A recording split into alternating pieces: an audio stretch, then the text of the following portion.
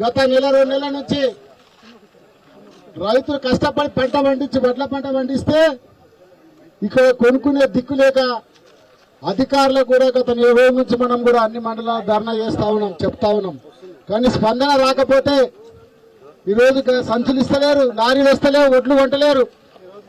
రైతుల పక్షాన నిరసన తెలపడానికి ఈ దౌలతాబాద్ మండల ఎదుకువాడల్లో ఈరోజు పెద్ద ఎత్తున రైతుల పక్షాన ధర్నా కార్యక్రమం చేపట్టాము.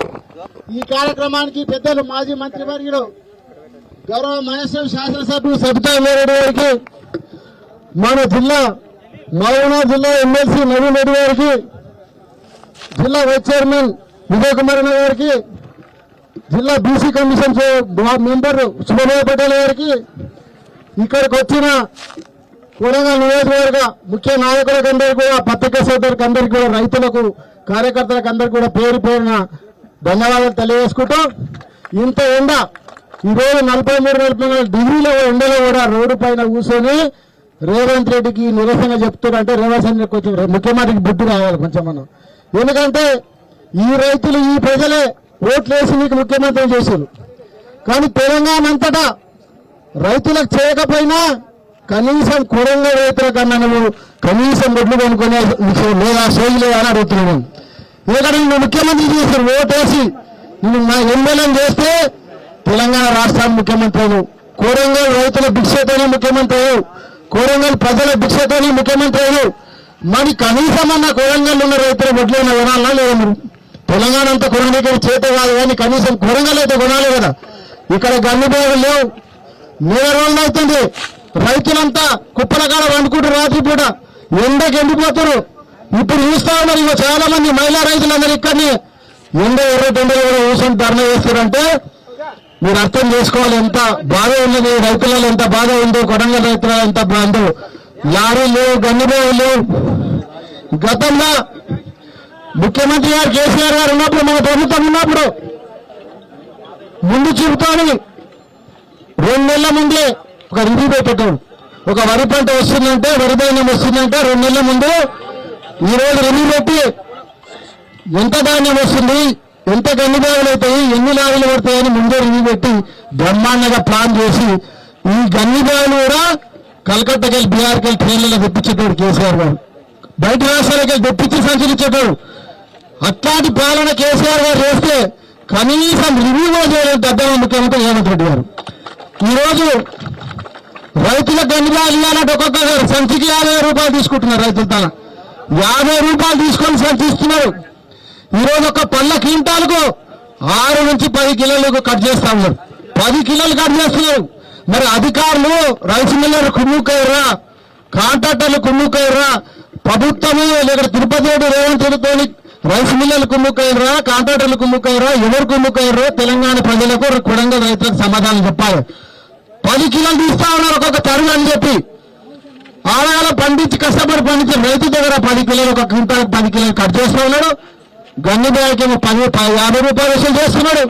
అట్లా కూడా గన్నుబాయి లేదు. నేను నిన్న ధరలు ప్రాణం చేసి ఈ గ్రూప్లలో పెట్టి ప్రెస్ పెడితే రాత్రి 30 గన్నుబాయిలు తెచ్చి పంచుతా ఉన్నారు. ఇక్కడ ధరల దగ్గర లేకుండా కూడా ఆఫీసర్ కూర్చొని ధరలు చేసి సంచలిస్తా ఉన్నాం. ఇట్లాంటి దుర్మార్గ రేవంత్ రెడ్డి ఇప్పటికైనా హెచ్చరిస్తున్నాం, డిమాండ్ చేస్తా ఉన్నాం. రేవంత్ రెడ్డి ఇప్పటికన్నా అన్ని రైతులలో ఒక్క తరుగు లేకుండా గన్నుబాయిలు సప్లై చేసి ప్రతి ఒక్క మండలం ప్రతి గ్రామంలో సెంటర్ పెట్టి ఓట్లు కొనకపోతే కలెక్టర్ ఆఫీసు ముట్టడి చేస్తాం, సీఎం ఆఫీస్ కూడా ముట్టడి చేస్తామని చెప్పి హెచ్చరిస్తా ఉన్నాం. ఎందుకంటే రైతులు నేను గెలిపించిన రైతులు కూడా నేను న్యాయం చేయకపోతే మీరు తెలంగాణ రైతులకు ఏం న్యాయం చేస్తారో సమాధానం చెప్పాలి. తెలంగాణ రైతులను అందరూ ఆమోదించాలి. కొడంగల్ అనే రైతుల పరిస్థితి ఈ విధంగా ఉన్నది. కొడంగల్ ఎక్కడక్కడ ఓళ్ల మీద ఉన్నాయి వడ్లని, ఇక్కడనే వడ్లు కట్టలేడు. మరి తెలంగాణ రైతులు కూడా గమనించాలి. ఈ ముఖ్యమంత్రి చేత కాదు, ఇక కొనలేడు. మీరు అక్కడ రోడ్డు మీద పెట్టి వర్షాలు తడిచిపోయేది ప్రైవేటు పరంగా అమ్ముకునే ప్లాన్ చేయాలి తప్ప ఈ ముఖ్యమంత్రిని నమ్ముకుంటే మీరు బాగుపడాలని చెప్పి నేను తెలియజేసుకుంటా ఉన్నాం. కాబట్టి ఇప్పటికైనా మేము డిమాండ్ చేస్తా ఉన్నాం. రైతు బంధు చూసారు మీరు, 1 ఎకరా చేస్తాడు. కేటీఆర్ గారు గతంలో కోజికి వచ్చిన సంవత్సరం క్రితం కోజిలో సభ పెడితే 5 ఎకరాలకు వేసాడు. 2 రోజుల ముందు 5 ఎకరాలకు వేసాడు. కేటీఆర్ సభ పెడితేనేమో 5 ఎకరాలకు వేస్తాడు. జగిత్యాలలో కేసీఆర్ పెడితే 1 ఎకరాకి వేసాడు. మళ్ళా వరంగల్ కేటీఆర్ పెడితే 1 ఎకరాకి వేసాడు. అంటే బీఆర్ఎస్ పార్టీ పోరాటం చేస్తే రైతు బంధు చేస్తారు తప్ప, లేకపోతే రైతు బంధు వేయడు. ఈ రోజు ముఖ్యమంత్రి రేవంత్ రెడ్డి గారు ఛాలెంజ్ చేస్తూ ఉన్నా, కొడంగల్ నుంచి దళితాబాద్ నుంచే తప్పకుండా రైతు బంధు వేయాలి, వరి పంట బోనస్ ఇవ్వాలి. రెండు పంటలు బోనస్ ఎగ్గొట్టినావు, వ్యాసంగా ఎగ్గొట్టినావు, మొన్నటి పంటకు ఎగ్గొట్టినావు. కాబట్టి బోనస్ వరి పంట బోనస్ సన్నాలకు బోనస్ ఇవ్వాలి, రైతు బంధు వేయాలి. ఇమ్మీడియట్ గా వారం రోజుల్లో లారీలు పెట్టి ఒడ్లు కొనాలని చెప్పి ఈ దళితాబాద్ నుంచి డిమాండ్ చేస్తూ ముఖ్యమంత్రి గారు హెచ్చరిస్తూ ఉన్నాం. కలెక్టర్ ఆఫీసు ముట్టడిస్తాం, సీఎం ఆఫీసు ముట్టడిస్తాం. తప్పకుండా మీరు వేయకపోతే సీరియస్ పరిణామాలు ఉంటాయని తెలియజేసుకుంటున్నాం. ఈ కార్యక్రమంలో పాల్గొన్న పెద్దలు మాజీ మంత్రివర్యులు గౌరవనీయులు మహేశ్వరం శాసనసభ్యులు మాట్లాడతారు.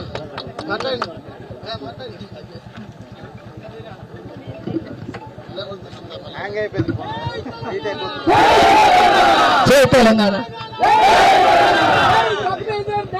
జై తెలంగాణ, జై రైతన్న. అందరికీ నమస్కారం. జై తెలంగాణ అందరికీ. ఎర్రటెన్నింగ్ కూడా లెక్క చేయకుండా ఈరోజు మీరు ఇక్కడ ధర్నా కూర్చున్నారంటే పరిస్థితి ఎంత తీవ్రంగా ఉందనేది మనందరికీ అర్థమవుతా ఉంది. ఇక్కడ ఉన్న అక్క చెల్లెలకి, అన్నతమ్ములకి, రైతన్నలకి, ప్రజాప్రతినిధులకి అందరికీ మీ అభిమాన నాయకులు నరేందర్ రెడ్డి గారితో పాటు గౌరవ ఎమ్మెల్సీ గారు నవీన్ రెడ్డి గారితో పాటు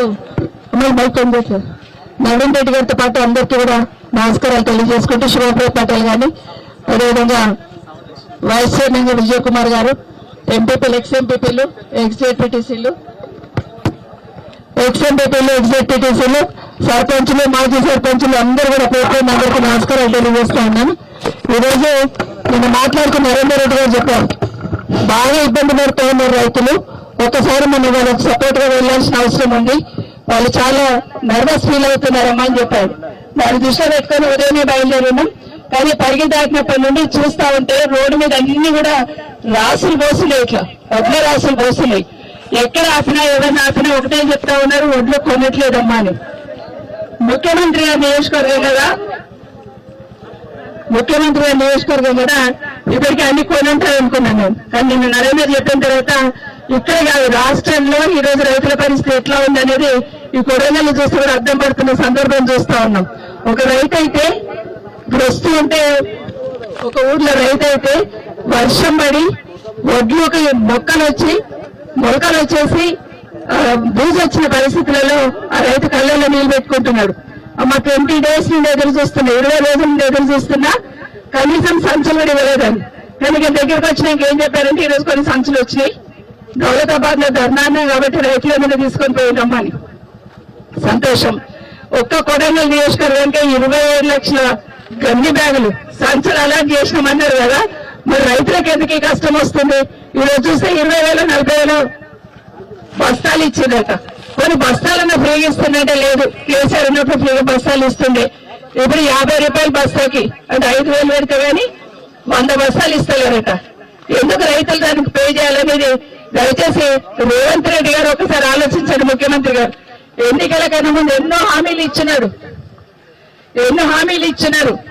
అవి సాధ్యం కాదని తెలిసిన కేసీఆర్ గారిని ఎట్లా బదలాం చేయాలనే ఆలోచనతో, రైతులను ఎట్లా మోసం చేయాలనే ఆలోచనతో ఎన్ని హామీలు ఇచ్చినా మనం అందరం చూస్తున్నాం. ఇదే కాకుండా తూకం చేస్తున్నప్పుడు క్వింటాల్ కి 13 కిలోల ధాన్యం తీస్తుందని చెప్తా ఉన్నారు. 10 కిలోలు వీళ్ళు తీస్తే